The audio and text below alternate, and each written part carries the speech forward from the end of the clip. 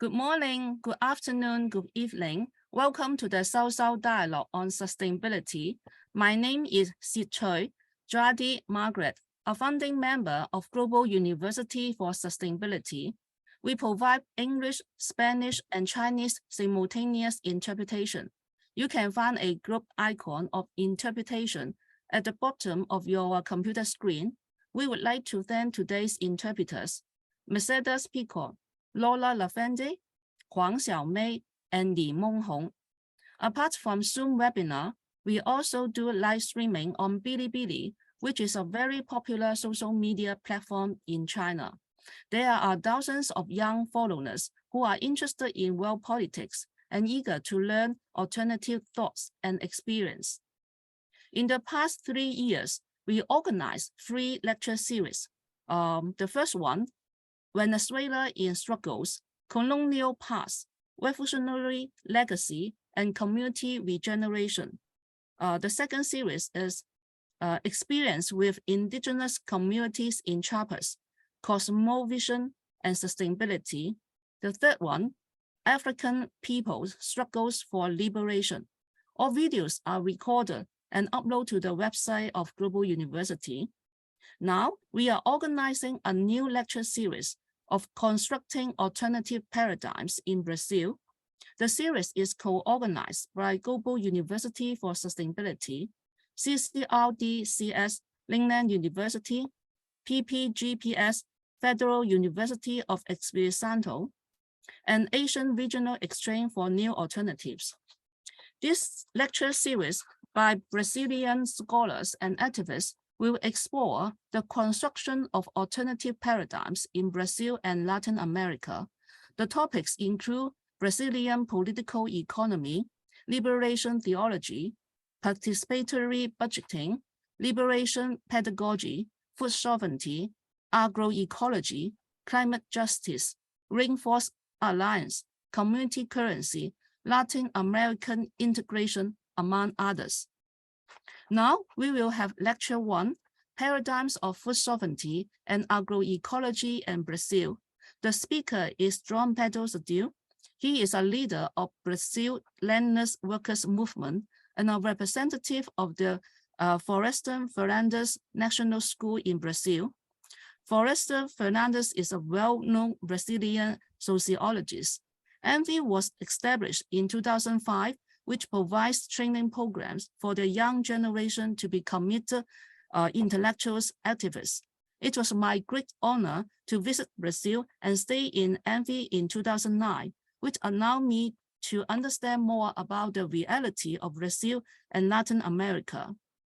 This year, Brazil has turned a new page, particularly after Lula won the election. However, there are still many difficulties, such as the everlasting pandemic, hunger, food crisis, gun culture, deforestation, and climate collapse. In this conjunction, how can Brazilian grassroots people build a new paradigm for food sovereignty and agroecology? Now I pass the floor to João Pedro. Thank you very much. Hola, Hello. Hello, comrades. Good morning, good afternoon, and good night to all of you. Good living to all of you. I'm very pleased to be here with you. It is a privilege. It is a privilege to be able to share with you, with so many comrades all over the world.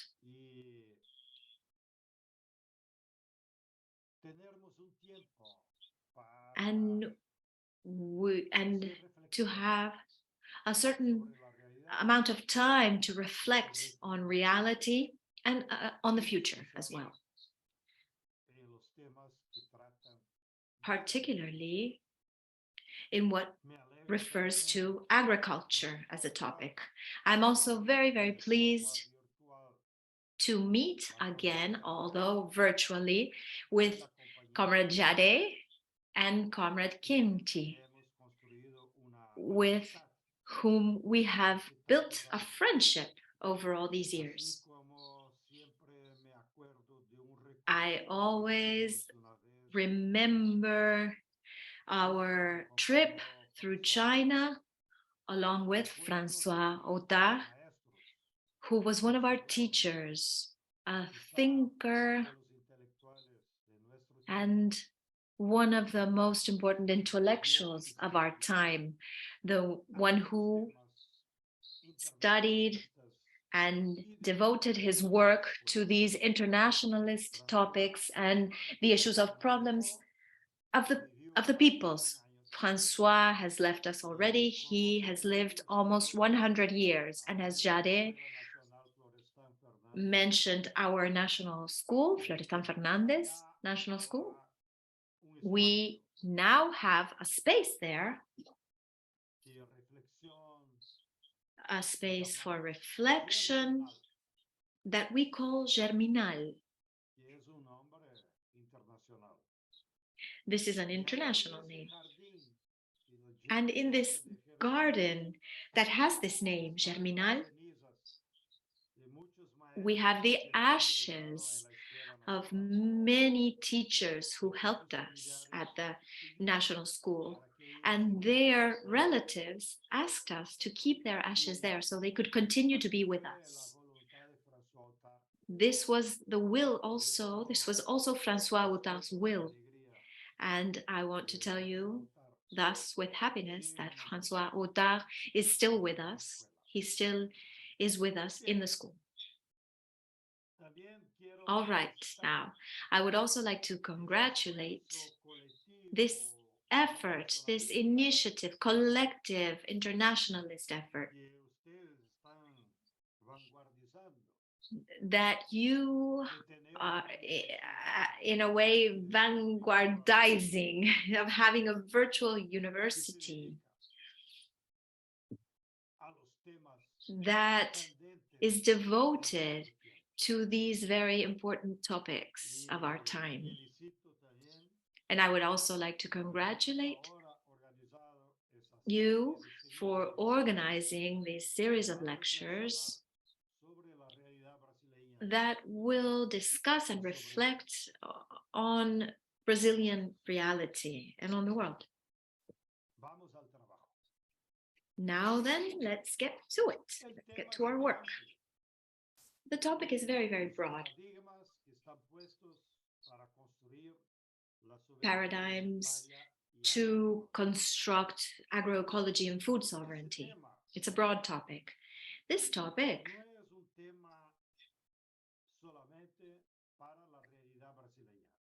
is not a topic that is relevant only for Brazilian reality. It is a topic that is present in the global South as a whole.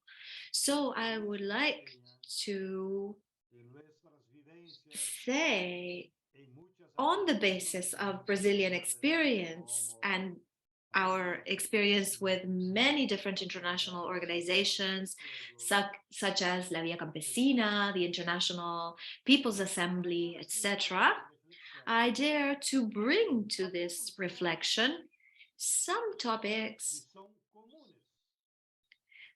that are common to the global South as a whole, and that can establish a dialogue with this challenge that is building food sovereignty, necessarily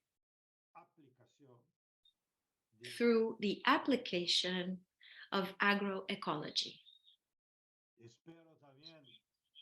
I also hope to control myself so I can speak slowly in a way that allows our comrade interpreters not to drown in my words. All right, comrades. I would like to divide my presentation into three major topics. First of all, I'd like to reflect on the problem that is affecting all humanity in the South. Second, the models that are being contested and that are causing these problems. And third, some lines of thought in relation to new paradigms that we need to continue building on our journey towards the very necessary food sovereignty and the application of agroecology. The first topic has to do with the problems. If we look at problems in agriculture and the problems that the people have in the global south, we see that these are problems that all the countries in the area have in common, and this of course includes the whole Latin America, Africa, Southern Asia, and of course in Brazil as well. I would like to point out that we have 4 very serious problems that put the future at risk and human civilization itself at risk. The first of these problems has to do with hunger, hunger. Hunger today is affecting almost 1 billion people all over the world. This causes death, the death of children and elders. It also causes malformations, and this is a crime. Hunger is a crime because, as the United Nations has acknowledged, food and nourishment is a right. Human beings, when they are born, apart from their mother's milk, they have the right to access food, guaranteed food that is guaranteed by society and by their governments. And hunger that is increasing every year also has other disguises that also affects other millions of people, which are people who are dependent on ultra-processed foods. This is not real food. This is not real nourishment. Real food is clean energy, healthy energy that we can eat and give us life, a healthy life. The second major problem that we face is access to water. There is water practically all over the planet, and in the global south even more so. But increasingly, millions of people have lost access to safe drinking water, be it in big cities or in rural areas. Water is there. Water is in nature. We have it. It hasn't decreased and it hasn't disappeared, and it's not increasing. We cannot manufacture water. So it is our responsibility as humans to organize our lives to protect water and to guarantee that we all have access to water, because water, as it was also recently acknowledged by the United Nations, and unfortunately this is only very recent, the United Nations has formally recognized in its documents water as nourishment, as part of our vital needs as human beings. The third problem that we have are crimes against nature. Crimes against nature that are perpetrated basically by capitalist companies. These capitalist companies or businesses appropriate nature privately and in a predatory way. They appropriate common goods, be it land, mining resources, trees, water, biodiversity, and they try to create a profit, extraordinary profits, by transforming these natural goods in commodities or merchandise. But at the same time, when they do this, when they appropriate nature and the goods, they commit crimes because they destroy nature. They destroy even soil fertility when they apply agrotoxic chemicals that kill microorganisms in the soils, they kill biodiversity, and we only have soybean, cane, sugarcane, and grazing areas for cattle. They contaminate, they pollute areas, and they destroy nature's balance. And the consequence of these crimes perpetrated by capital is that all over the planet, climate change takes place. Climate change, we can see each month all over the world, in some part of the planet, we see the effects of climate change. Climate change is a consequence of these previous crimes that are perpetrated by capitalist businesses. And climate change affects the population of the world at large. It doesn't matter where you live. It doesn't matter what your income is. This is why we see that each summer, thousands of citizens die, usually elderly or children, even in rich Europe, where last summer there were temperatures rose to 48 degrees Celsius. The consequences in the climate have to do with deforestation, wildfires, and the disappearance of water in many regions. And the fourth big problem that affects the world and the agricultural world, the rural world, or the population that lives in rural areas, is migration. That many intellectuals are defining people not only as migrants. There were always migrants in the history of humanity. Human beings always moved around in our planet. This is not new.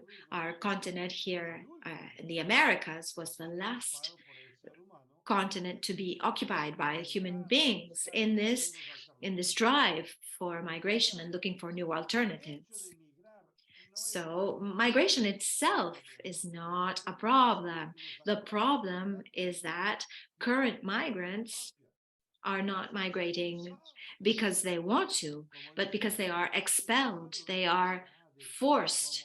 And there are intellectuals that are calling them or defining them economic refugees because they are forced to leave their territories, their ways of life, their livelihoods, and they are forced to look for other spaces, other places, particularly in the city, because they cannot survive in rural areas anymore. Therefore, those refugees that in general leave from the global south and try to find cities there in the global south or in the north, they have become a very important problem for all societies. There are statistics that read that in the last decade, 70 million people have fled their homes in the rural areas, in the countryside, and have migrated to the north or to the big cities. So these figures are amazing because, of course, in the new spaces where they arrived, they can't have found dignified means of living, and that affects mainly the youth, women, children. So that's the reality. That's the problem, I should say, that we currently have facing us in order to try and find a solution. Now, the second point. What is the cause of those problems? Why do these problems occur?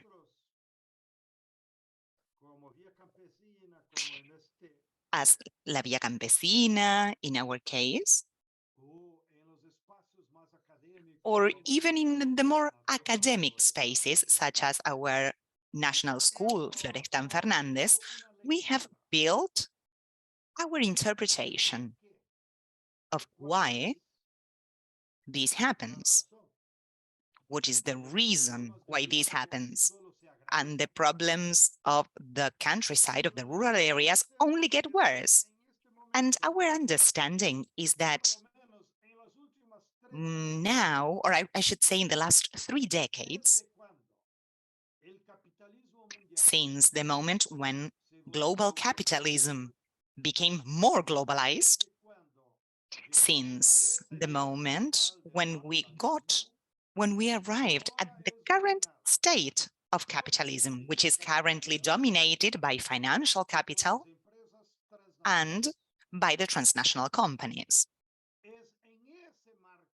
That's the point, that's the framework, that's the time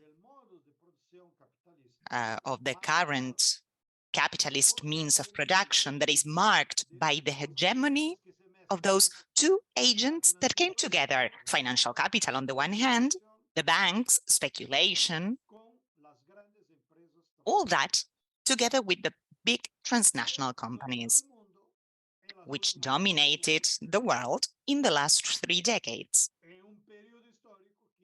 So it's a historical period that even from the ideological point of view, the capitalists themselves called or continue calling a neoliberal period. However, neoliberalism is not a specific way of capitalism. Neoliberalism is only a scream or a facade, an ideological facade that capitalism in this transnational and financial stage demands from governments, from national states. They demand total freedom of circulation. So that's a new concept of liberty or freedom, and that's why it is called neoliberalism. So they are using a word that has Latin origin. I'm drinking mate here. It's a pity that I cannot give it to you, to the translators, that I know that we have Argentine translators, and I think that they are also used and that they love drinking mate as well, which is a tradition that we receive from the Guarani peoples. Look at this. Sepeti Raju, a great martyr of my land. He was a leader of the Guarani people, the Guarani community. They gave us this, our typical mate. It's a kind of tea that you can drink in the morning. It's a way of helping us to be healthy, to continue being healthy. So thank you to the Guarani community they were massacred by the European capitalism. They took their lands in the last war against the Guarani people that took place where I live now. In 1756. Okay, so leaving all these stories apart, let me go back to the main topic. So during those 3 decades of this new stage of capitalism, I don't like the word stage. Let's say the new reality of a capitalism that accumulates benefits in the financial area, as well as taking the control of large transnational companies. So currently in the world, I mean, that's the relation, you know, many groups of researchers are still monitoring companies, for example, 50 large companies that are part of the world market. They control all the agricultural inputs. They control all the agricultural commodities in the world. Only 50 companies. Here in Brazil, in order to be more specific, I have a table there, but it's 96 companies that control the whole of our agriculture in Brazil. So that's the framework in which, over the last 3 decades, we faced three models of agricultural production. Those three models, with some differences, of course, among themselves, I mean, local differences, but you can find it throughout Latin America, in Africa, and I'm sure that in the south of Asia as well. But let me just talk about the Brazilian reality, because that's what I know more, and because this seminar also is focused on the Brazilian reality. Therefore, the first model, which is the model of capital, to dominate agriculture. We call it latifundio in Spanish. That word is not only a word that comes from Latin and implies a large property, but large property says nothing. You know, it doesn't talk about the productive process. The latifundium is a model. It is a model to take the goods of nature. So we could say that latifundio is an economic model that is predating the nature. That is to say, the large capital goes to nature. It grabs the lands, public lands, community lands. They take hold of the forests, they take hold of biodiversity, they take hold of wood, they take hold of minerals, water, they transform that into commodities, and they take a great benefit out of that. However, despite this terrible way that lags behind and that takes us back to what we understood and learned from Marx and Rosa Luxemburg as the primitive process of accumulation. Behind all those processes of accumulation, there is the big capital, the big international capital. I'm going to give you two examples from Brazil. First of all, here in Brazil, 3 or 4 companies dominate the industry of water in bottles: Coca-Cola, Nestlé, and some other companies that are smaller. Nestlé, for example, that comes from a tradition already, their benefit rate when exploiting milk, for example, peasants produce the milk first, but their return is 13% per year. That's their benefit rate. But when Nestlé included water, they go to nature, that is to say, they take hold of the water and they put water inside these bottles. Their benefit rate goes up to more than 400% per year. So in addition to all that we've said before, behind all of that, there are large capitals that took hold of nature in order to create a better, to get more benefits. Let me give you another example. Jade at the beginning put a a picture of the Amazonia. Well, Amazonia, that's the last agricultural frontier border that we have. There are still thousands of originary peoples living there that the Europeans called indigenous peoples.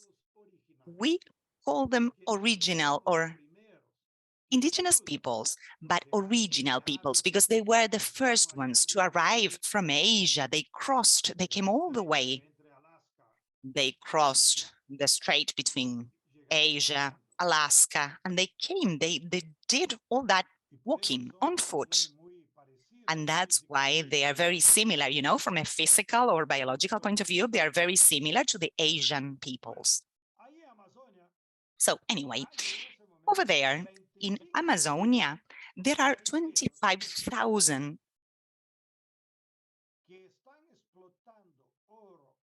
people that are exploiting diamonds, minerals in the lands of those peoples and creating all kinds of crimes against nature on the one hand, because they are using a lot of mercury that pollutes the rivers, killing the fish, and also they make or other crimes because they kill people, they kill the peoples whenever they react against those aggressions. Now, what happens? Who is financing those 25,000 people that are doing this? Two companies, one from Canada and another one from the United Kingdom. So behind all of this, behind all these criminals that are over there just dreaming of getting rich with diamonds and gold, behind them, you have the big capital controlling the mining industry throughout the world. That's the point. That's the point. Latifundium, antisocial way of approaching nature, destroying nature, and among the three models that I'm going to mention, I think that they are the largest responsible, they bear the greatest responsibility for destroying nature. They destroy the forests, they use wood, and they affect the climate balance, which not only includes or affects Brazil, but the whole of the planet. Now, the second model of capital is the model of agribusiness. Agribusiness, again, is not only just a word that implies business with agriculture. No, agribusiness is actually a business of organizing the agricultural production under the control of the big capital. Throughout the world, it is seen as an efficient model, highly productive. But which is the actual nature of agribusiness? Agribusiness is organizing production in large pieces of land, large farms. And then they apply monoculture, that is to say, only one culture. Then they apply transgenic seeds. These transgenic seeds produced in labs cannot live together with any other seed, and they pollute. They pollute other seeds which are not transgenic as well. Then they apply a lot of agrotoxics because as it is a monoculture, whenever they, for example, whenever they are planting soy, all the rest of the microorganisms, the mineral life, the vegetable life, they try to kill all the rest. And they do. They actually kill all the rest by means of agrotoxics. And those agrotoxics remove the fertility of the land because they kill all the microorganisms. They pollute the underground waters. They pollute the waters that goes to the river. And it also pollutes the river and then the rain. By applying agrotoxics, the agrotoxics cannot be assimilated by the plants or by the soil. So that poison goes up to the atmosphere as dust, and then it comes back to the land by means of rain. So imagine over here in Brazil, 60% of the water produced by the civic utility, that is to say the water you have in your house, 60% of that water that you drink, that people drink, is polluted with glyphosates, coming from there, coming from the agribusiness.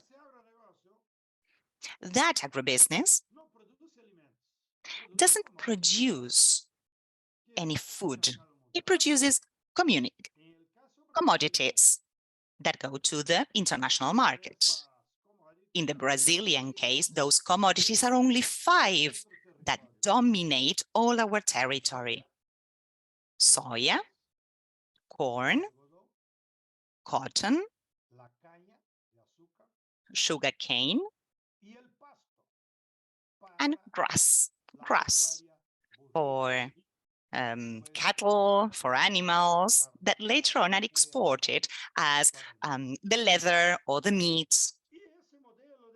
So that model of agribusiness produces a large amount of income, but as it is a part of capitalism, the main economic actors that actually grab all those benefits, it's not even the landowners, it's the agribusiness. It's the bank and the large international companies.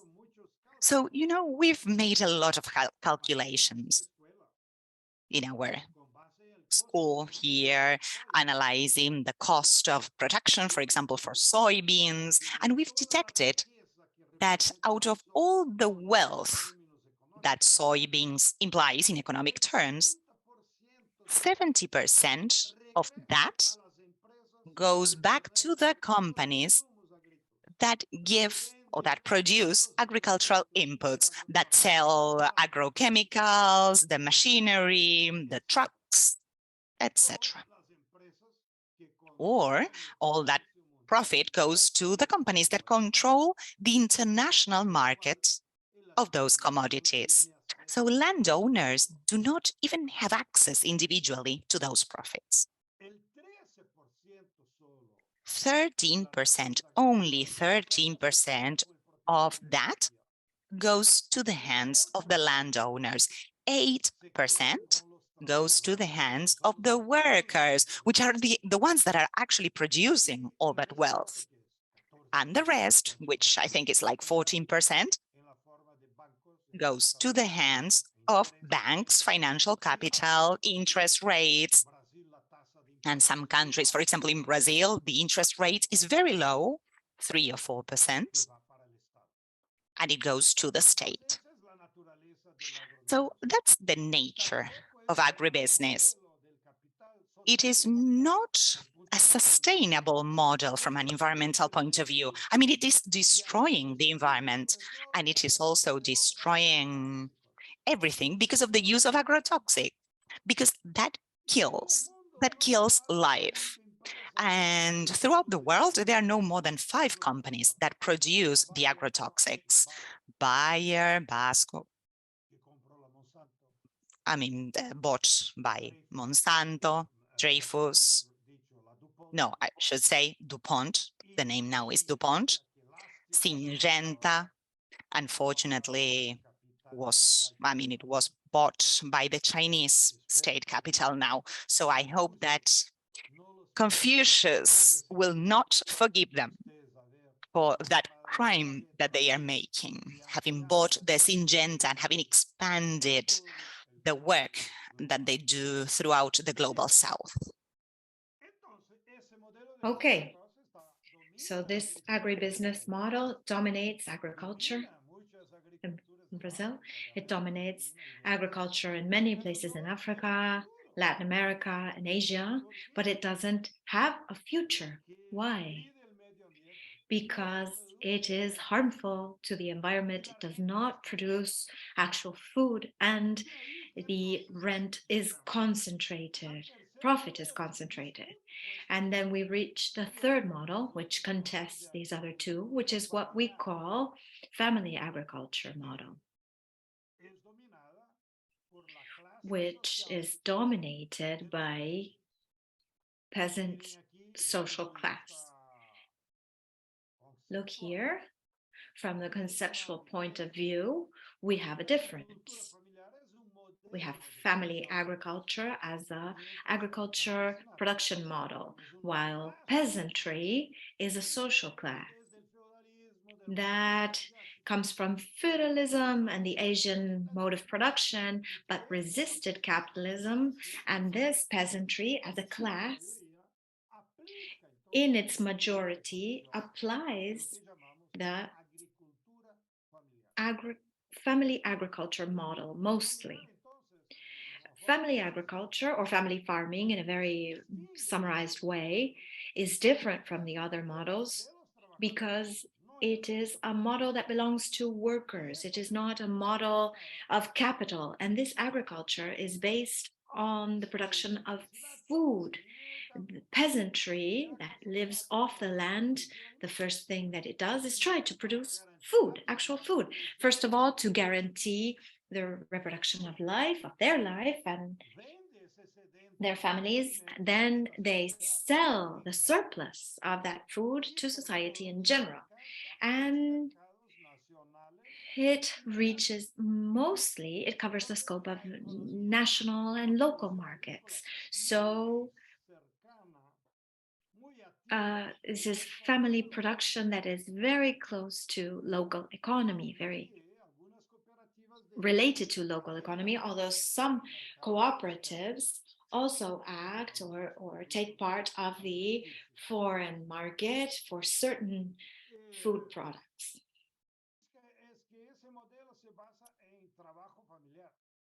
This model is also based on family work. There is no exploitation. That is a second characteristic. There is no exploitation. It's the family members themselves that contribute with their work days to this work. And this family agriculture tries to practice polyculture as opposed to monoculture. They want to produce different types of food in different moments of the year. It is not monoculture, it is polyculture. Here in Brazil, so you get an idea of a comparison, because we're taking Brazil as a reference today.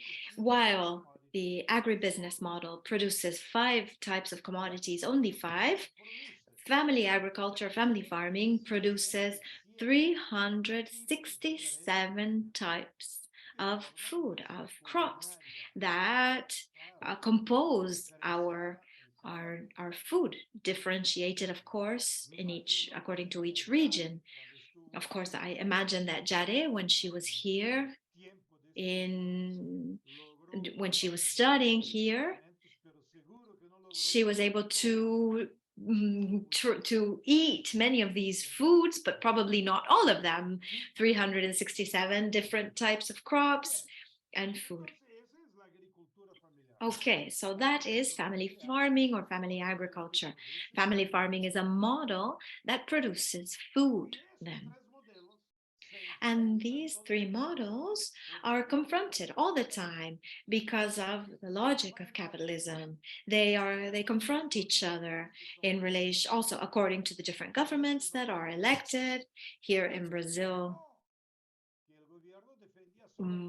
we had a government for a while that defended only agribusiness, for example, and Fernando Enrique Cardoso. Then with Lula and Dilma, we had like a conciliation of models. There was a ministry for agribusiness and there was a ministry for family farming.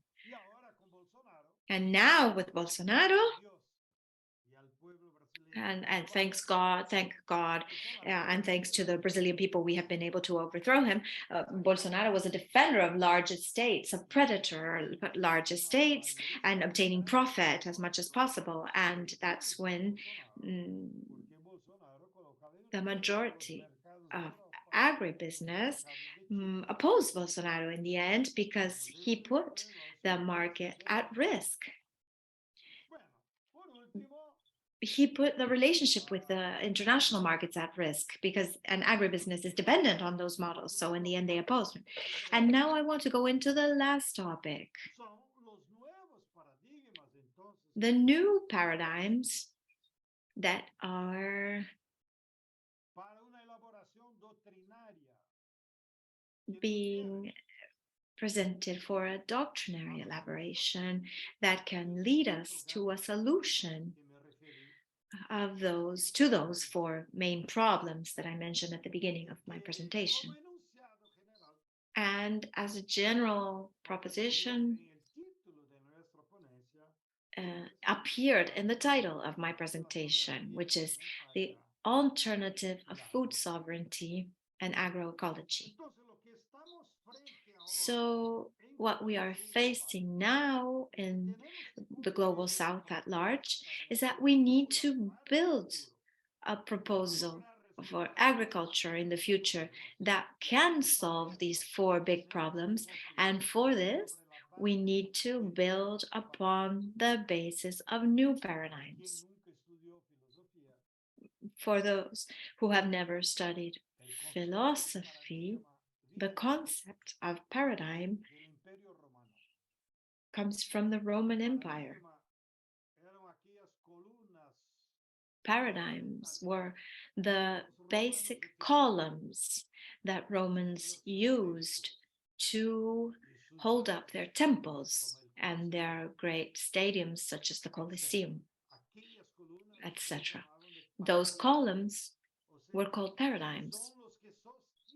So we are talking about what upholds and sustains a proposal, a project, or a big construction. So our paradigms, some of them new and others old, well known, to build a future agriculture that can lead to food sovereignty, we would need to develop, first of all, the democratization of land. Land is a good of nature. It's here in Brazil, we have capitalists that own 240,000 hectares. In Argentina, these large estates are even larger. This is unacceptable. Land needs to be divided so that everybody that wants to work the land can access it. Second paradigm, the organization of production has to have the defense of nature as a paradigm itself. We say MST peasants have to be above all good farmers, a farmer that knows how to farm the land, but they have to be stewards, carers, and protectors of nature. So caring for nature has to do with planting trees, reforesting, not throwing down a single tree, taking care of water. Where we deforest, we will lose water. It also has to do with caring for biodiversity, applying systems that can help us produce in equilibrium with the trees and water, etc. Third paradigm now, as a social function of agriculture, we have the production of healthy foods with no agrotoxic chemicals, with no glyphosate, to protect the health of society at large. And in order to produce healthy foods, we now have the fourth paradigm. It is only possible if we use as a scientific technological tool agroecology. Agroecology is a productive system that draws from popular traditional knowledge, that knows very well the details of the different microclimates in our territories, but that also benefits from scientific knowledge that is produced in universities and that enable us to produce healthy food at a large scale. Fifth paradigm, we need to disseminate throughout the global south agricultural mechanization for peasants. The mechanization in agriculture that we have today is for agribusiness only, is only for large estates. But machines are crucial in order to increase productivity and decrease human sacrifice. But what happens? Is it the problem? The problem is that there are no machinery. That is no machinery at. The problem is that it is inaccessible at fair prices for peasants. We need to produce machinery for peasants so they can use it in agriculture at fair prices. And for all agricultural activities, we have machinery available in the world today. I would like to mention, as a homage even, the 3 countries that developed more agricultural machinery are Germany in Europe, South Korea, and China. So these 3 countries already offer a huge amount of possibilities in terms of machinery to solve the agricultural tasks of family farming. The 6th paradigm is that we need to take agribusiness to the peasant, to the rural areas in a cooperative way. Agribusiness is not only a technique to take food a long distance to the cities. We produce among peasants and in rural areas the possibility of the rural division of labor and the possibility of incorporating new professions, new scientific knowledge that go beyond agricultural work.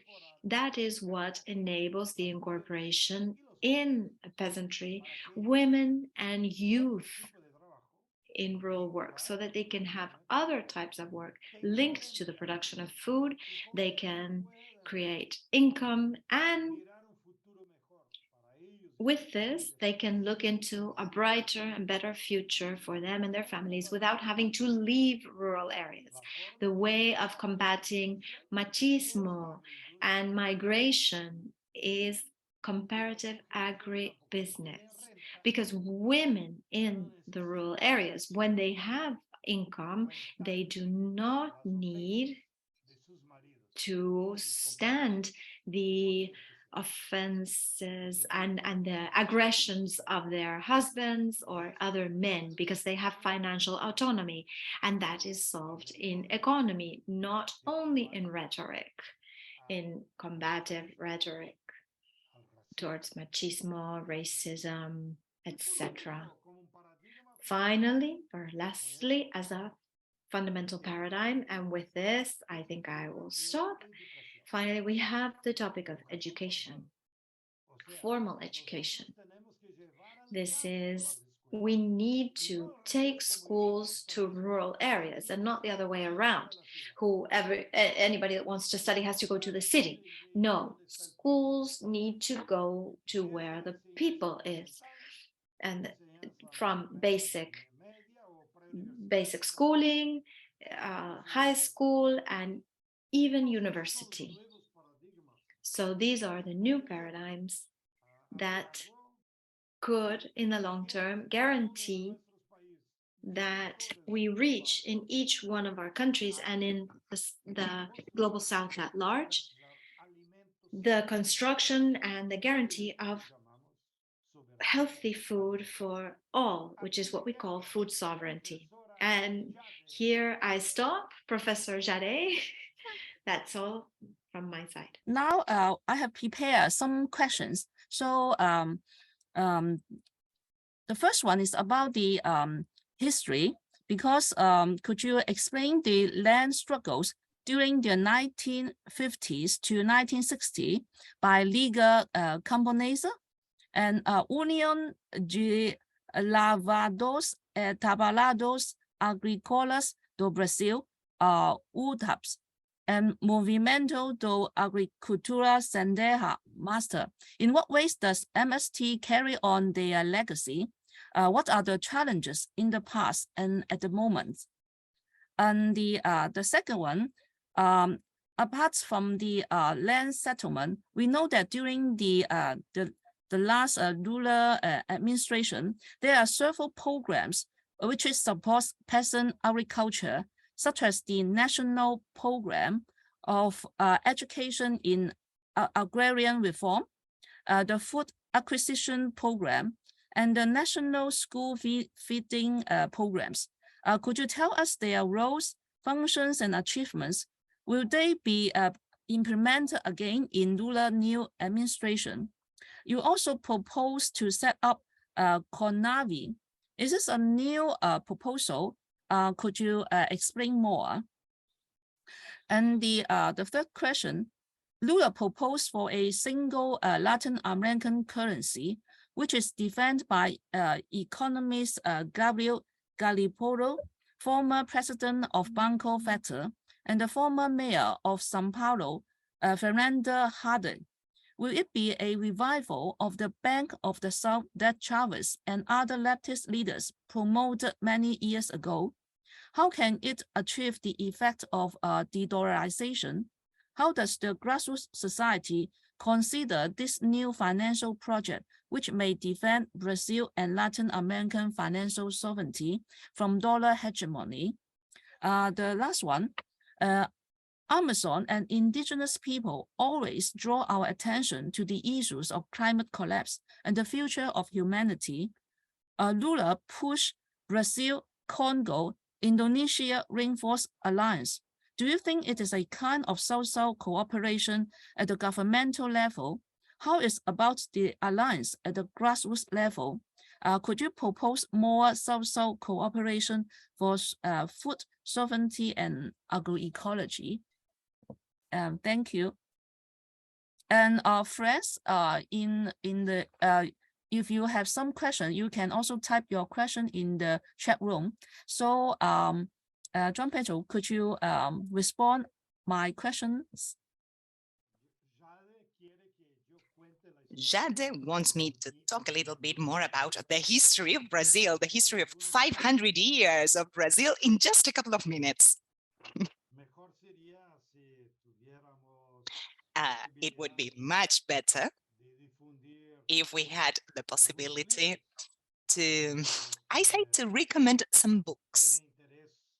So those who are more interested to go deeper into those topics,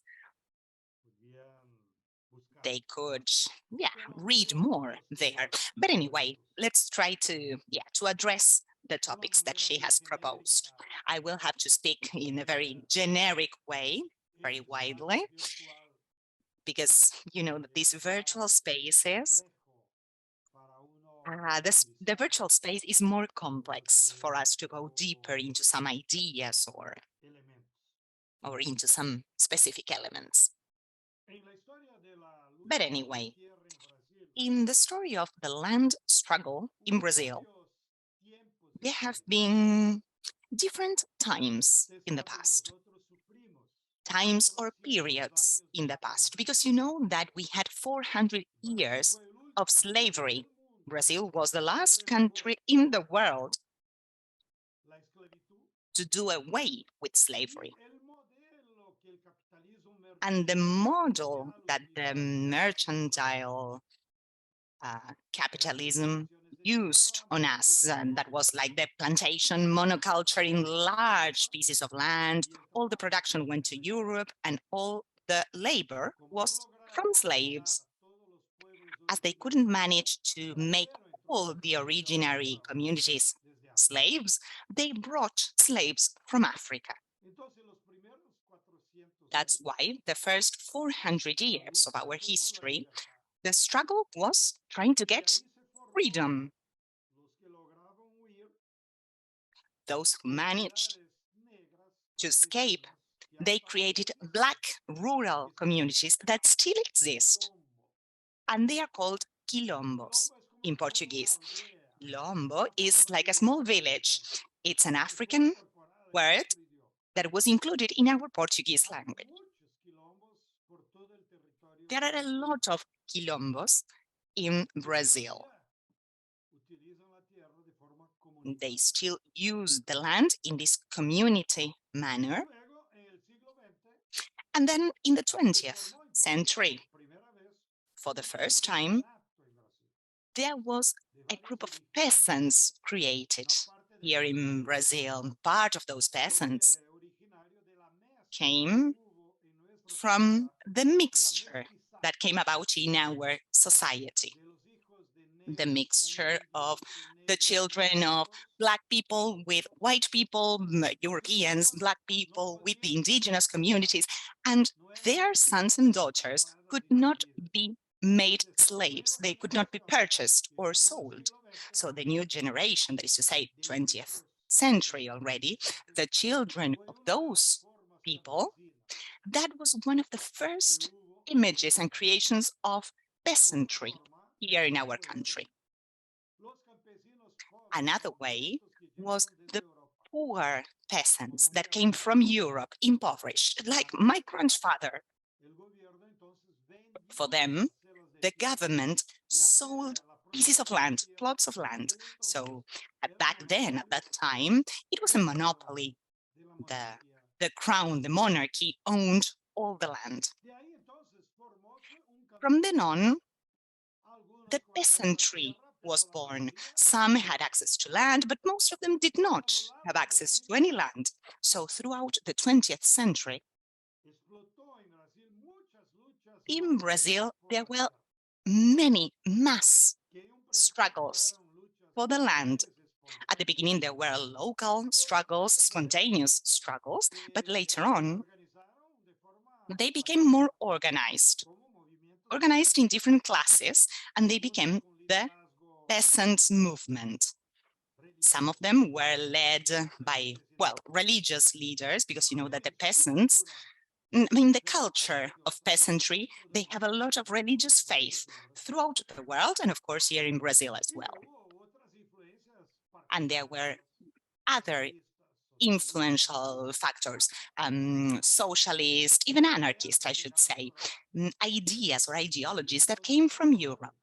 And from then on, some organizations were created to fight for the agrarian reform and for the land.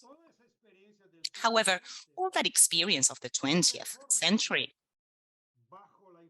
was created under the ideological influence, now we've realized, of Emiliano Zapata. The Mexican Revolution and Zapata as such, they had an influence on all the peasantry in Latin America. He devoted, or he made, a synthesis of the willingness of the Mexican peasants and then of all Latin American peasants in one idea: land for those who work the land. Land for those who work the land. That was the motto that went through the whole of Latin America and that inspired all the peasant movements throughout the continent. However, land for those who work the land, that's an idea, that's a motto that is from the peasants. We can even say that it is a corporate idea. I need land in order to be able to work, to, I don't know, to reproduce the model of peasants in my family. So it was not revolutionary, even in Mexico. That implied a revolution in order to manage to achieve that. So that marked the peasant struggles in Brazil and in Latin America in the 20th century. Here in Brazil, in the 60s, or more precisely, in March of 1964, there was a military coup. So there was a dictatorship, a capitalist and military dictatorship for 20 years, 1964 to 1984. During those 20 years, they did away with all peasant organizations. Many of them were sent to prison, many were murdered, tortured, and even some leaders, the most famous ones, the ones with greater strength and capacity, they managed to flee into exile. Fortunately, I should say, because they managed to save their lives like that. And when they came back, they helped us. I mean, they were old, but they helped us to reorganize the peasant movement. That's why in the 80s, with the defeat of the military government and coming back of the democracy, there were new peasant movements coming up in Brazil, much more dynamic, much more, I mean, with a different platform, a wider platform for their struggle. That's how the MST came to life, as well as other movements that might not be so well known internationally, but that are very important for the Brazilian peasants as well, such as the movement of small agricultures, the movement of those affected by the hydroelectric companies, the movement of the quilombolas, that are Afro-descendants communities. So we are more than 20 peasant movements within Brazil, all of them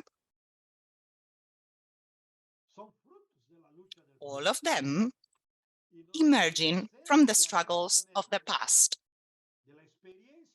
So we are based on the historical experience of the past, so as not to repeat the same mistakes, and so as to be able to organize ourselves better. So from the programmatic point of view, there have been changes as well. When we started as MST, that is to say, going back to the 80s, 1980s, we still didn't have the financial capital or so much globalization. So we were still following the ideas of Emiliano Zapata. The essence of our movement was land for those who work the land. But then, in the last 3 decades, as I was describing before, the way of dominating capitalism changed, and that forced us to change ourselves as well. And that's why we reached this kind of synthesis that we call the popular agrarian reform. That word, popular agrarian reform, that's where the secret lies.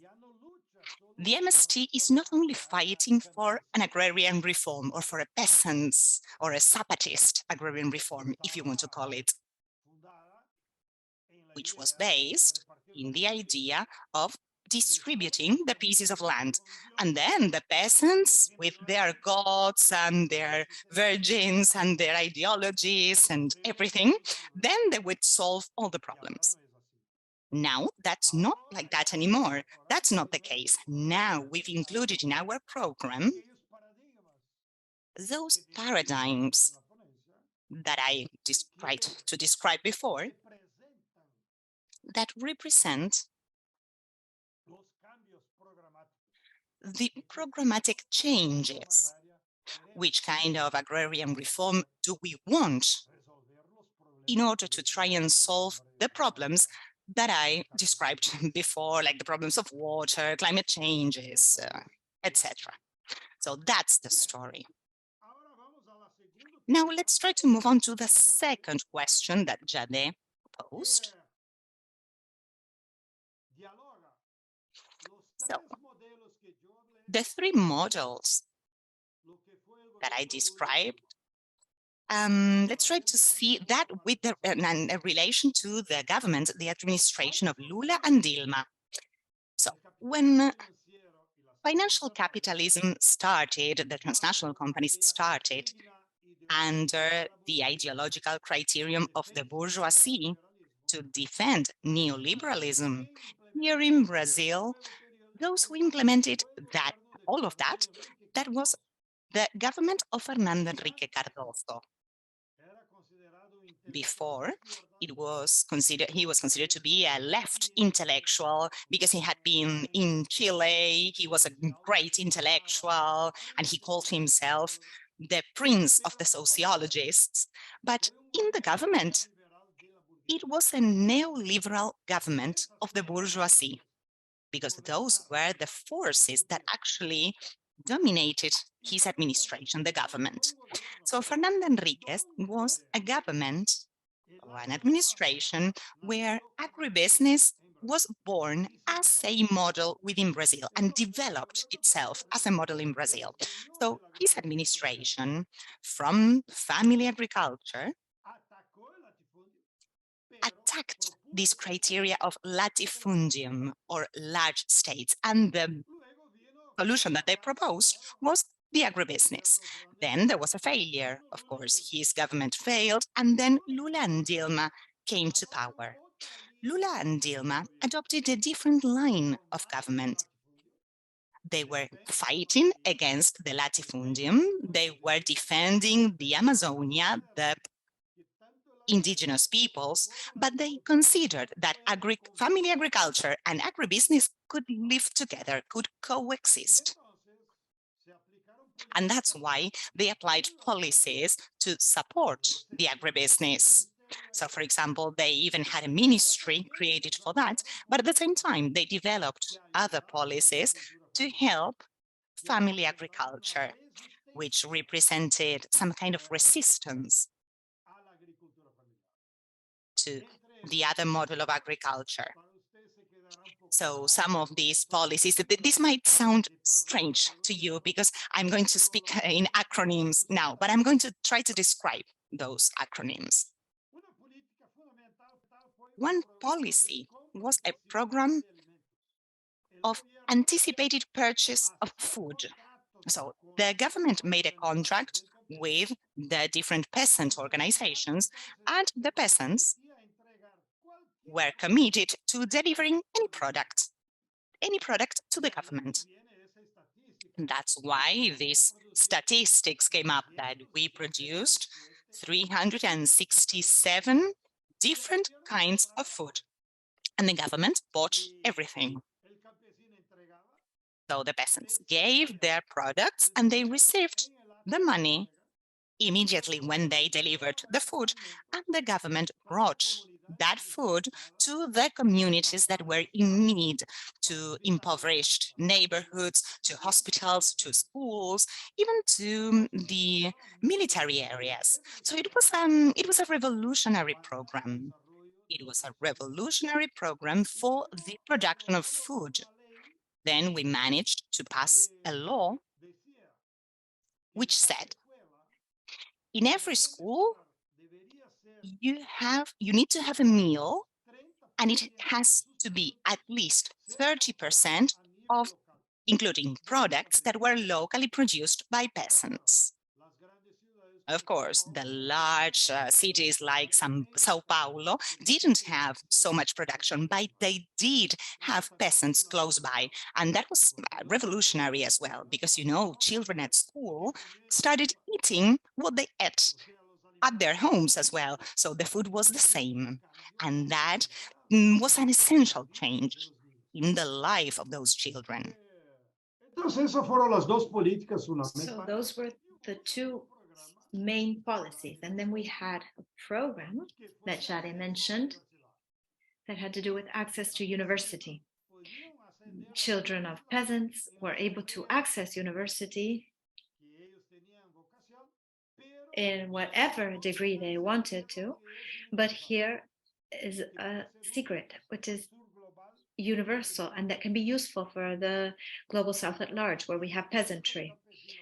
The peasants' children, when they go to university, they cannot stay the 4 years there in the city, because if not, when they get the degree, they have a boyfriend or girlfriend, they have social relations, and they don't go back to rural areas. So the secret is to have alternance in education. Peasants go to university, they stay there studying for 2 months, the whole day. Then they go back to the countryside for other 2 months to apply their knowledge, to continue to live there, and then successively until they get their degree after 4 years. But when that person becomes an agronomist, a doctor, a musician, a teacher, he is in the community, he's rooted in the community. So the new job will necessarily be in the community where he or she lives. Of course, some professions, they need to hire them from the state, but they do not leave the rural areas. That is crucial to combat migration and to guarantee that young men and women stay in the rural areas. Now we're looking into the future, which is going to be Lula's government. This week, all the ministries will be defined. Ministers, as MST, you can imagine that we have not only resisted for 6 years all the fascist policies from Bolsonaro, we have also fought for Lula's liberation. We have built a historical night where we maintained 100 activists that were active for 580 days when Lula was in prison. You can imagine the sacrifice that this was for our activists. 580 days they're present in the prison. Of course, we rotated. Each activist in general stayed for a month around outside of the prison. But there were thousands of activists that participated in this mobilization. Then we were also involved in the resistance against Bolsonaro and Lula's liberation campaign and Lula's campaign during elections. So we are committed with this political objective of winning over fascism and guaranteeing Lula's triumph, because that is the only way to guarantee agrarian reform. There was no space for this before. Since the coup against Dilma, we had no economic triumph. We had no state, there has been no state program, but we have been able to conquer the heart and the minds of people. The Brazilian people supports us. We have never had the popular support that we have now. But look at the contradiction, without having any economic conquest. So, of course, this moral capital gives us the opportunity of proposing Lula. So we have produced a document already, a document that we call an emergency plan, where we say what changes Lula has to implement in the first 6 months. What is this emergency plan for? It's to combat hunger, it's to produce food, it is to recover different educational programs in rural areas, it's to fight against unemployment, it's to construct housing, etc. And we hope that the new minister that will be announced today or tomorrow is a minister that is linked to peasant movements. The MST did not propose any of its leaders as a possible minister. What we are interested is in the program itself, not the person that is going to implement the program. We care about the program itself. This is what we learned throughout our history. Our movement cannot be a ladder for personal vanities. Our movement has to be an instrument for the organization of peasantry, for popular struggle, and for structural changes in our society. So I believe that Lula's government will have this path to cover. The first 6 months, it needs to fight against the serious problems that we have inherited from 6 years of fascism. And then the following years, It will need to construct a new project for this country that is based on reindustrialization. Brazil came back in terms of, went back in terms of industrialization. Think about this. In the 70s, industry in Brazil was 52%. Now its relative GDP weight is 8%. It is a shame. So we need to reindustrialize the country in order to manufacture clothes, objects, things the people need. Everything is being imported right now. We have become an exporter of agricultural and mineral commodities.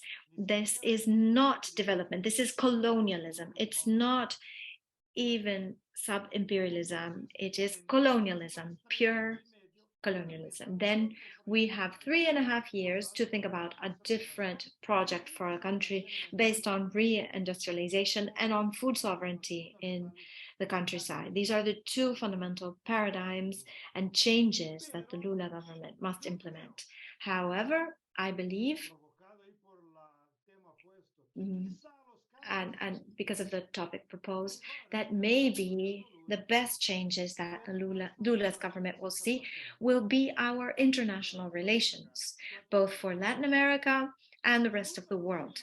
Because Lula has personal will. In his 8-year government, he traveled to 88 countries. He, as a union leader, he has a vocation of being a negotiator. He has the capacity of speaking to Putin, also with Iran. Biden came, he sent his personal advisor to speak to Lula already. So Lula has this vocation, he has this negotiating vocation, and this is a very important quality in terms of international relations. But the changes in international relations, for example, as Jade asked, I think it will have to do with valuing all the Latin American instruments, CELAC, UNASUR, Mercosur, Bank of the South. All of this is going to be revitalized. And I believe that Lula will prioritize the Global South mechanisms, particularly BRICS, and this idea of having a Latin American currency, which is, it's true, it was launched by Chavez in 2008 or 2010. This is not viable to have a Latin American currency. We talked to Lula about this. It is not possible to have a Latin American currency, but it is possible to have an international currency for the Global South. And that is where BRICS comes in. And here's my personal opinion now. I believe that around BRICS, we will broaden the relationships as a new economic bloc that might not be anti-imperialist, but it will be alternative to the United States imperialism. So it's for sure going to broaden BRICS with Argentina, hopefully Mexico, hopefully Venezuela, Colombia, in Africa, hopefully with Congo. Now we have Xi speaking to Saudi Arabia, which is an absolute monarchy, absolutist monarchy, but it has money and oil. And if they move away from the United States, Saudi Arabia might enter BRICS, Pakistan, Indonesia, and BRICS will be transformed in an economic bloc. And around BRICS, the possibility of building an international currency, which is not Chinese nor Russian. It should be international. Lula is going to put efforts into this. And finally, the Amazon. I took some time for these questions because the topics were very, very broad. So I apologize but please make more simple questions if you want me to be shorter next time. So the issue of the Amazon, fascists wanted to destroy it. They wanted to benefit from it, just like I mentioned right now. And now we need to recover it. And again, there are emergency issues here. For example, protecting the native peoples of the area. Lula is going to have a ministry for this. He's going to have a ministry to give political force to this. He's going to put the federal police to enable the federal police to expel the garimpeiros, the illegal prospective miners. So there are policies there, but there are certain measures that are more long-term that have to do with the protection of the Amazon as a biome that involve the 8 countries that are part of the, or that have the Amazon. There are many good proposals there. Maduro, president of Venezuela, and Lula and Petros. These are the 3 countries that have the largest territories in Amazonia, and they have agreed that within UNASUR they will build a governmental pact for the protection of the Amazon, and they are planning on holding meetings in the first semester of next year. Lula proposed also that COP30 be carried out in Belém, which is the largest Amazonian city in Brazil. The COP30 that will draw the attention from all over the world to the Amazon and tropical rainforest. And from popular movements, we looked at these initiatives with a lot of sympathy, a sort of bricks of the Amazon. Venezuela and Colombia are also involved, but I'm sure that the other countries that have Amazon rainforest can also be involved, such as other countries also in Africa that have rainforests, and also Asia, not only Indonesia, Philippines, and other countries, Cambodia, that have tropical rainforests, and we can build like a bricks for the protection of tropical rainforests all over our parents.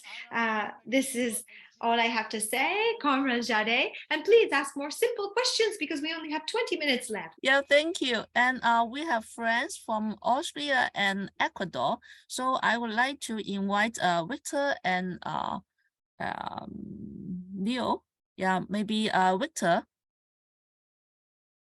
please open your camera and also ask your question. Yo voy a intervenir para presentar. Yes, I first of all want to greet Jade, Kimchi.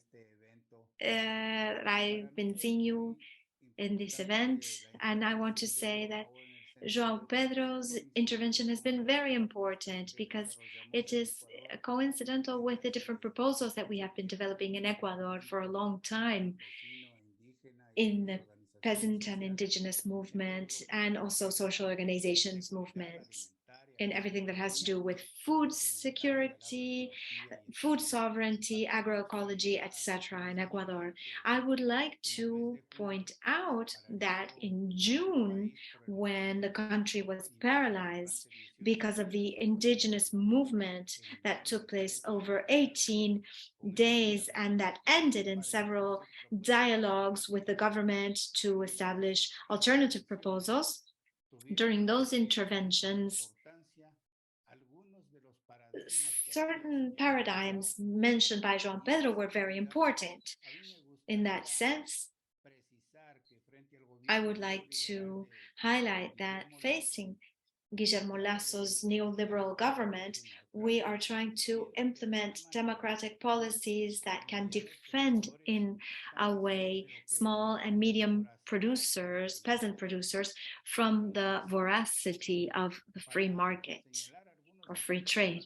So just to highlight some cooperative aspects, because what João Pedro has developed in relation to programs and has already been said, I would like to mention some of the proposals in Ecuador that we have from indigenous and peasant organizations. First of all, it is important to us to recover a basic institutionality that can guarantee national food sovereignty, mainly through the creation of a Ministry of Food Sovereignty, and a ministry that can refer to the problem of property of land, technological innovation, and marketing.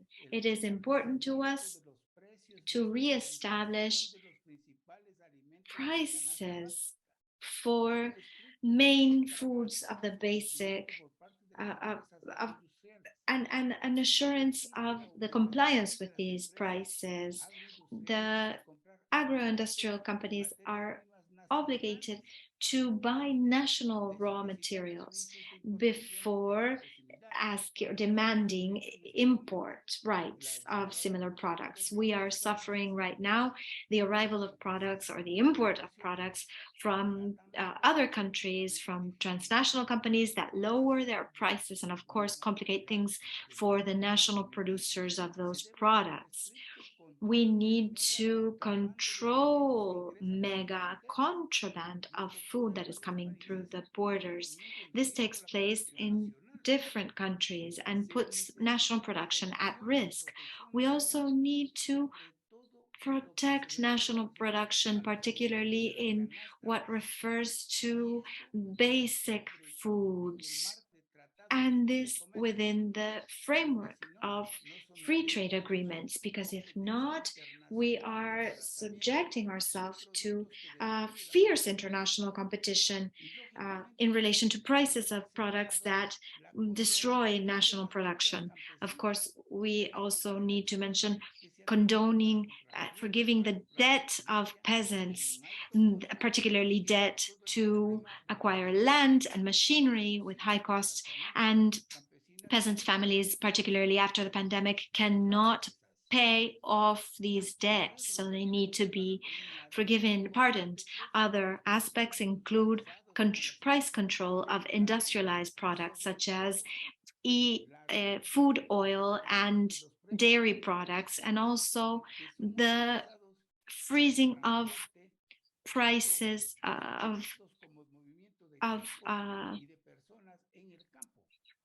oil that is needed for the transportation of products in the countryside. Of course, this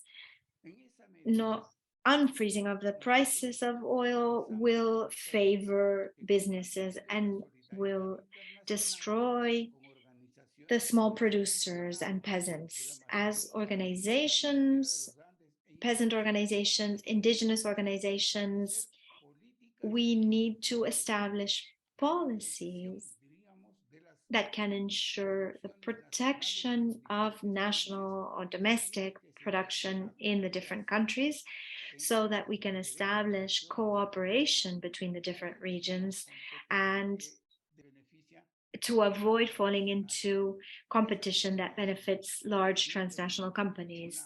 This would be the synthesis of our initiative in Ecuador, and that we would like to share with you. We are fighting against a neoliberal government that favors banks, that prioritizes paying foreign debt to the IMF, the government that condones the debt of businessmen for thousands and thousands of dollars, but traumatizes the small debts of peasants and popular sectors, and affects education and health.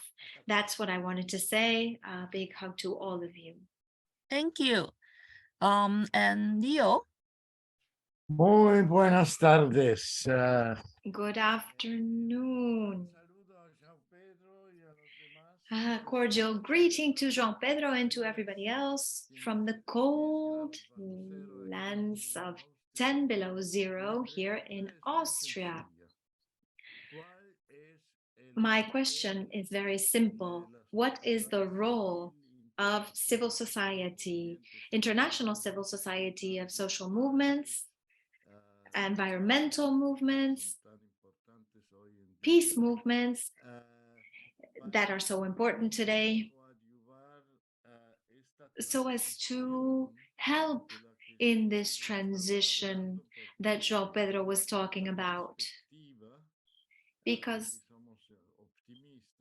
the perspective, if we are optimists, is a transition from a model with a large historical baggage towards another model that we desire, of course, that we want, and taking into account that capital and transnational companies are all very well organized in the G20, in Davos, in many other spaces, which could be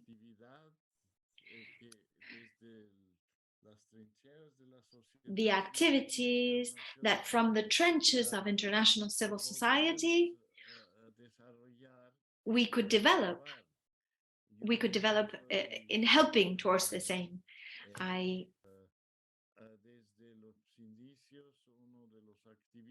You know that I am one of the main activists in the World Social Forum, and right now we are having a discussion if we continue to carry out events or if we carry out a mobilization process.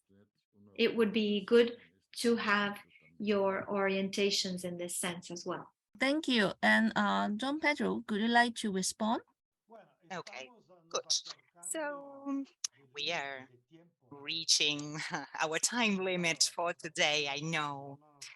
And I know also that people get very tired if these virtual meetings last longer. But anyway, I'll try to be brief in the remaining time that we still have. I will try to address the three topics that were mentioned here by my friends.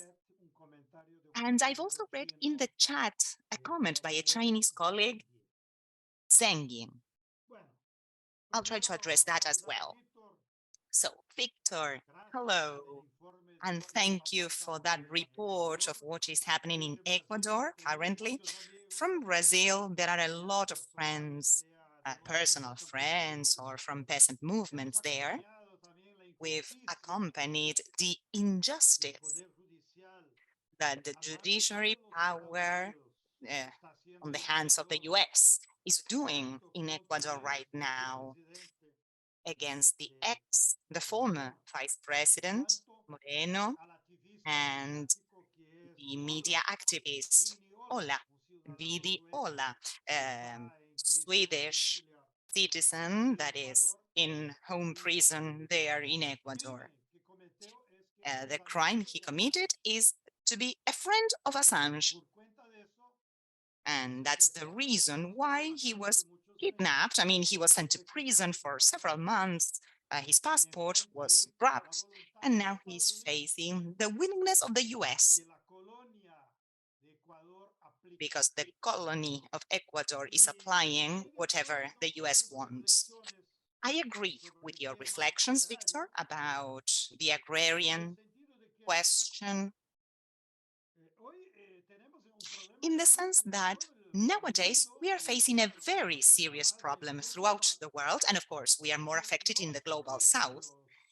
The prices of food, I mean, it is not based on the theory of value.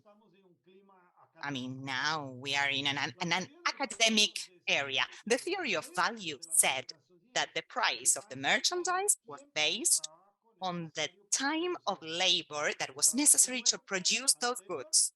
So the previous labor and I mean the labor that you have to do in order to create that product. Not anymore. As Victor said, the prices of the agricultural products are set internationally based on a speculations or on monopoly. The monopoly of transnational companies. Grains are controlled by 5 companies. Does any of you, can you even imagine that the soybeans are already sold in the Chicago stock market for the next 10 years? How come we are not, I mean, we haven't even planted the seeds for next year. Now in Brazil, we are on that period. We haven't even started for next year, and we are talking about 10 years in, like, from now on in the future. I mean, the price is fixed and everything, manipulated, of course, in the Chicago stock market, in the so-called futures stock market. So the prices are no longer based on work, on labor. They are based on monopoly or oligopoly of 5 companies: Cargill, ADM, those, Syngenta, Cofco. So we have 5 companies, no more than that, I would say, which control the prices of grains throughout the world, wheat, soybeans. The war in Ukraine, they said that there would be no more wheat available, but the transnational companies made the most of the war in Ukraine to get hold of, or to actually have a say in the prices of wheat, things that are exported to them. So I agree, there is no possibility to reach a food sovereignty policy, that is to say, healthy food for all the population, without bringing 2 essential tools together.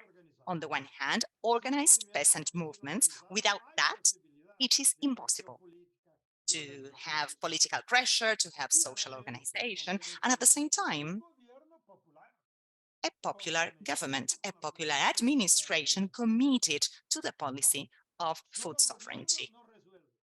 The government on its own will do nothing, because I'm giving you this example because I've been following for the last 15 or 20 years the situation of Venezuela since Chavez got to power.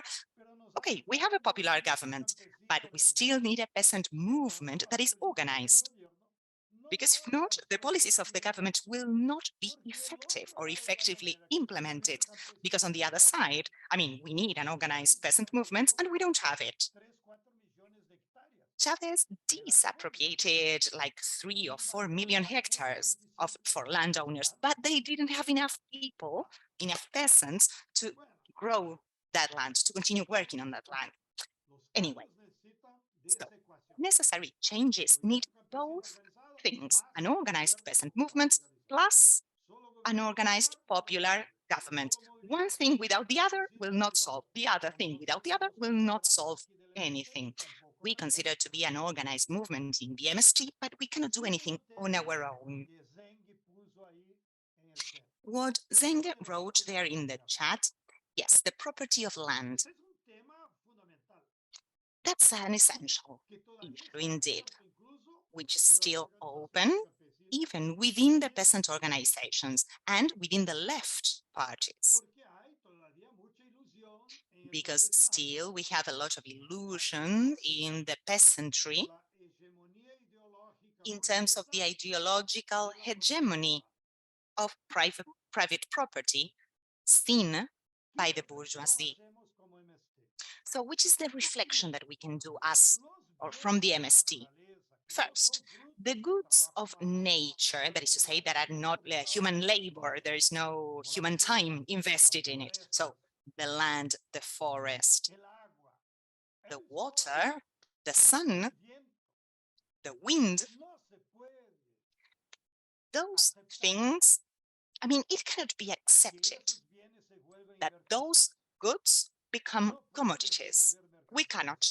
They cannot become commodities. We cannot buy or sell them. And that's why the state has to regulate that, regulate the use of them so that they can have a social function.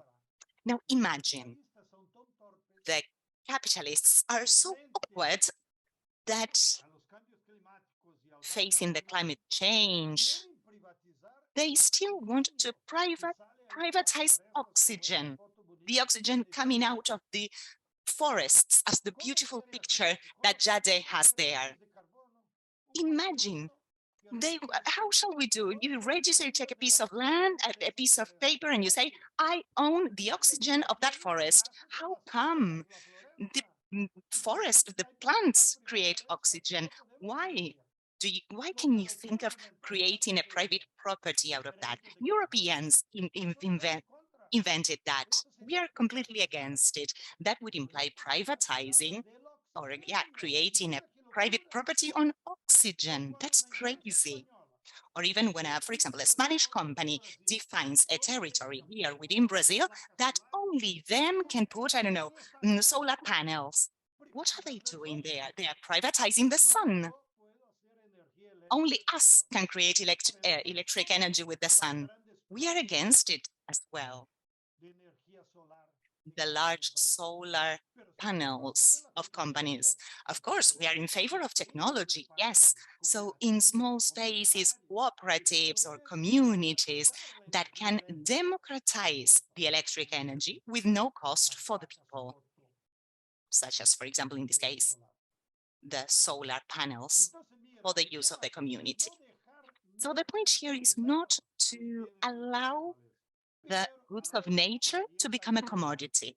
But at the same time, and this is the dilemma, and I think that this is the concern of all our colleagues here, the peasants want to have legal security, that nobody will grab their lands, that they can, I don't know, leave their land for their children. And that social security is what we need to develop in each country according to our ideology, or according to each national laws. So we need to develop a kind of document that might represent or give this legal security without stimulating or fostering the purchase or sale of the land.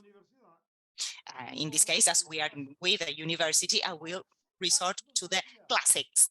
Marx used to say in book number 3 of Capital, land has no value, so it has no price. But when capitalists imposed private property, they transformed that into merchandise, into a commodity. So what will be the price for that land as a merchandise or as a commodity?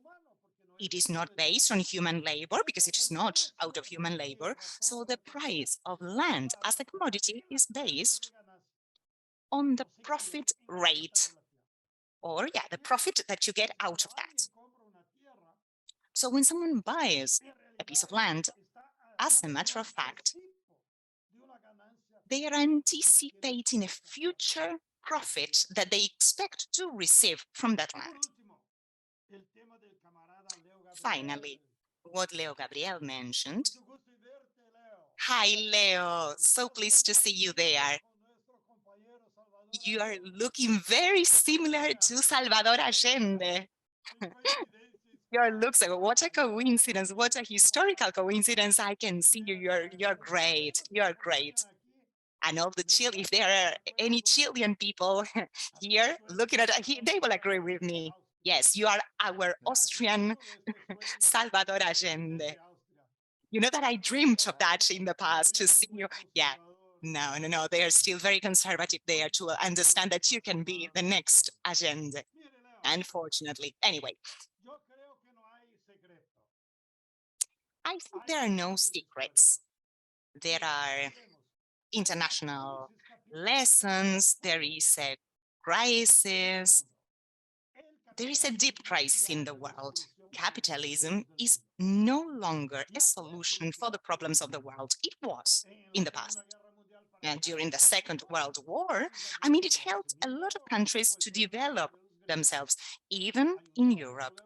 It helped solve problems of the working classes. Okay, yes, of course, with the unions and with the fight for social rights, but capitalism is in crisis. And together with this crisis of capitalism, there is a fall of the empire of the US, which is taking lives for it, because, you know, the war in Ukraine is just a need for the US to sell weapons. Same thing as they did with the war in Afghanistan, in the Lebanon, in the war in Syria. They lost all those wars, but the goal was not to win the war and to be, I don't know, to rule in those countries. They actually managed their goal, to sell weapons. They did. And they are doing so again now in Ukraine. then it will be, they will sign an agreement, they will leave after millions of Ukrainians left their lives for it. All of that is part of the fall of the US empire. So what to do instead? We have ideas, we have platforms, we have even the World Forum is a space for reflection. So we're not lacking ideas, even to fight climate change. But we are convinced that those changes will not come from the governments. They will not come from the UN. They will not come from the G20. The single space that can actually create a change is the social struggle, the mass struggle. Maybe Europe, the US, they might have forgotten what that was all about because of all the ideological domain that the bourgeoisie creates on the peoples. But in the global South, we have a lot of energy in order to continue struggling, in order to continue thinking about a better future. So I think that the civil society, the organizations that we have, they might help us a lot by fostering the mass struggle, the demonstrations, taking the streets, and creating or training militants, activists. Because if we only think about bringing people out to the streets without any ideological basis or criterion, we are not going to get far. The only way in which we can ensure that we have ideas is to first to have political training. And we have political trainings in spaces such as this one, in political schools. In Austria, the Socialist Party had great schools for the training of workers. I hope that they will come back. I hope that they will, countries such as China, Venezuela will go back to these kind of schools to offer trainings for the popular leaders. We need that. We need what happened in China as well in the past. We don't want anymore to see companies, Chinese companies in our streets. We would like to see the ideas of China implemented here. The companies from China are repeating the same capitalist model. They are not a solution.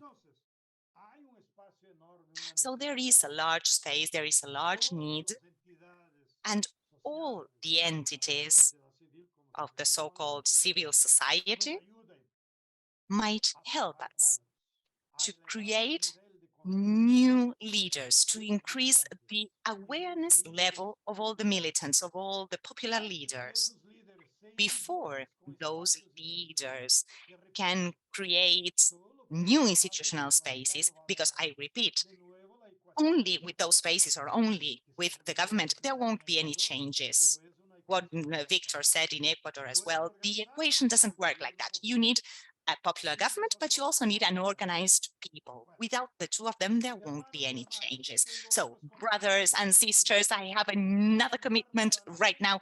I know that it's very late over there in China as well, so I thank you a lot for the privilege of being here. I'm really very happy to see all those familiar faces. Again, Jade, Leo, Yeah, thank you. Thank you.